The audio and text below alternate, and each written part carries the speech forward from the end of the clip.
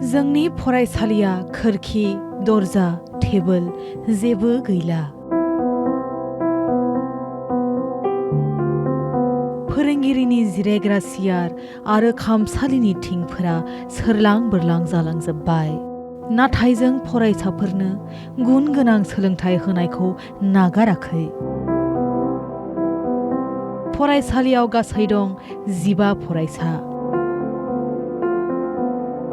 चिरां जिल्लानि सबाइझार ओनसोलनि 2 नं हलदुमागाव गुदि भेन्सार फरायसालिनि दुखुनांथाव थासारि। इंराजि 1986 मायथाइयाव गायसंजानाय फरायसालियाव गासै 15 फरायसाफोरल' दंसै। फरायसालियाव गैया खोरखि, दरजा, टेबोल, फरायसाफोर जिरायग्रा बेरेन्सि। फोरोंगिरि जिरायग्रा सियार आरो खामसालिनि थिंफोरा सोरलां बोरलां जालांजोब्बाय। थेवबो सोलोंथाइ होनो नागाराखै गाहाय फोरोंगिरि बिरेन्द्र नार्जारिया। आरो सोरबा सोरबा मोजां स्कुलाव फरायनायफ्रा सानगोन बेबायदि स्कुलाव मानो हाबोनोसैलाय, बेनिखायनो माने जामलांबाय आरोखि जों गथ'फ्राबो। बांसिनानो गरिब थाखोनियानो, धोनि थाखोना बबाव हरनो, बिसोरो मालाय गासिबो मिडियामाव फरायहरजोबो। जिखुनु दा जों माने गोसो खुसियैनो जों जेबो मोनाब्लाबो बेथ' थोखाया जोंनो, थेवब्लाबो जों खस्थ' मस्थ'यैबाबो जोङो माने फोरोंनांगौ जाहैयो आरो।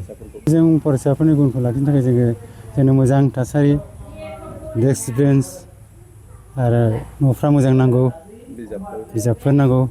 माने न'फोर बायला जिलाबा गथ'फोरनि गोसोआ बायलाङो, माने खुनु माबा जाया, बेनो आरो।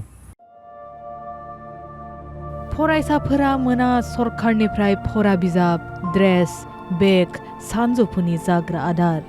सरकारा खुगाजोंल' बुङो, नाथाय मावनाय नुनो मोना।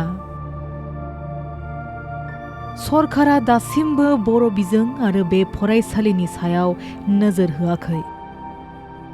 2 नं हलदुमागाव गुदि फरायसालिनि गाहाय फोरोंगिरि बिरेन्द्र नार्जारिया फोरमायोदि सरकारा खुगाजों गुन गोनां सोलोंथाइनि बाथ्रा बुङो, नाथाय दासिमबो जेबो मावनाय नुनो मोनाखै। हादोराव बर' बिजोंनि फरायसालिफोरखौ दा जोबस्रांलांनाय नुनो मोनगासिनो। बर' बिजोङा दायो बेबायदि थासारियाव थांबाय थायोब्ला इयुननि थाखाय मोजां नङा होनना फोरमायो गाहाय फोरोंगिरि बिथाङा। उनहालागै माने जोबजोबलांनाय बायदि नुहुरदों आं। जिखुनु जों एसे थांनानै दं। एसे उनावबाथ' जोङो माने जोंनि बायदि स्कुला थांना थानाय नङा।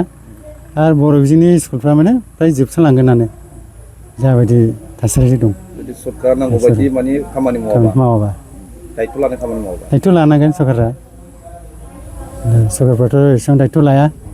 बेनिखायनो माने बर' बिजोंनि गथ'फ्रा एसे डाउन जानानै दङ। फोरोंगिरिफोरनि दान बान्थाया 12,000ल'।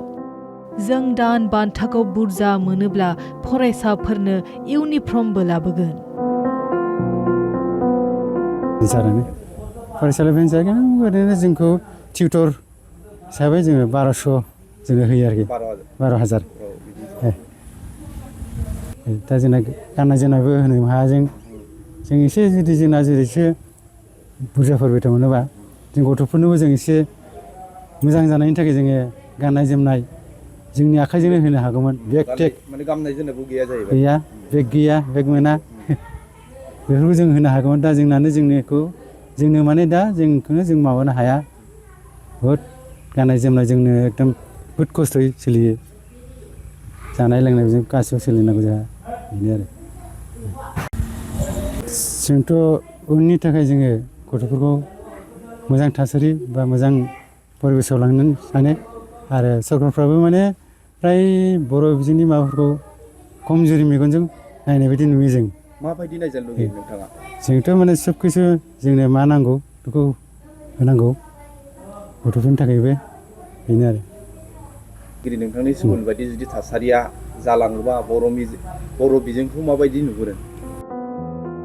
दिनै 18 मे बर' बिजों सानखालि बड' लाइभ 24 नि गेजेरजों 2 नं हल्दुमागाव गुदि फरायसालिनि गाहाय फोरोंगिरि बिरेन्द्र नार्जारिया गावनि फरायसालिनि थासारिखौ दुखुनांथावै फोरमायो।